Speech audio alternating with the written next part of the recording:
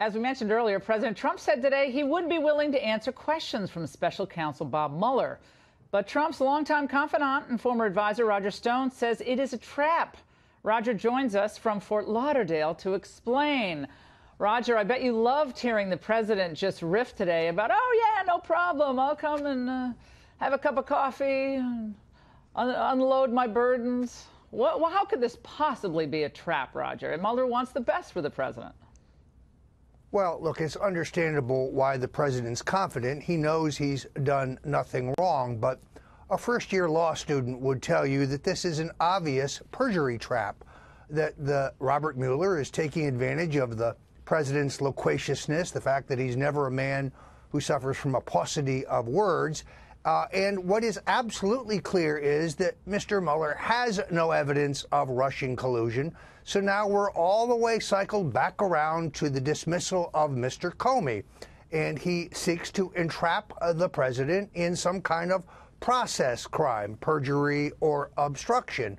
Therefore, the best advice that I could give the president, and I agree with Judge Andrew Napolitano on this, is that under no circumstances should he grant Mr. Mueller an interview. It's a suicide mission. It's a very clear perjury trap. Under Lawrence Walsh's investigation during Iran-Contra, Roger, the special counsel there, Walsh, agreed not to interview President Reagan in person.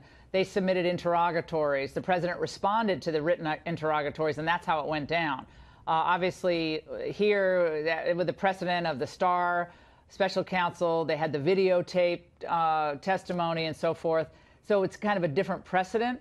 But what if they agree to a narrow, a narrow pathway, a narrow parameter, where you were only going to ask about these two things? That's what, in a normal grand jury setting or a normal interview setting for a normal client, no lawyer would allow you to go in. They would say, okay, we're only going to, we'll talk, but only about these two topics. What about narrowing the confines of the questions? Well, traditionally, if the information can be got otherwise, the president would not be interviewed. A perfectly reasonable compromise to avoid a constitutional crisis would be for Mr. Mueller to submit written questions and for the president to respond to them in writing.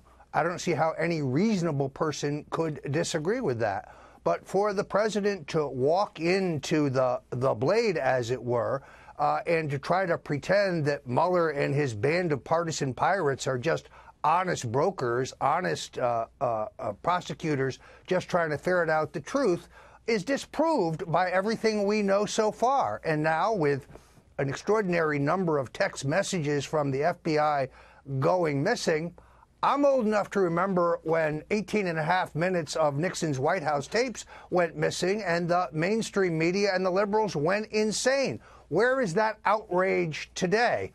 If nothing, that proves the partisan nature of this inquiry and the fact that the Department of Justice under Rod Rosenstein, who I have advocated the president fire immediately for his conflict of interest, is not on the level.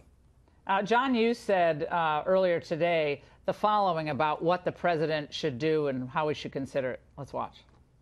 I actually think President Trump should welcome the opportunity to speak to Mueller and try to accelerate it, because after he's done, that will wrap up Mueller's probe. Roger, I assume you disagree with that.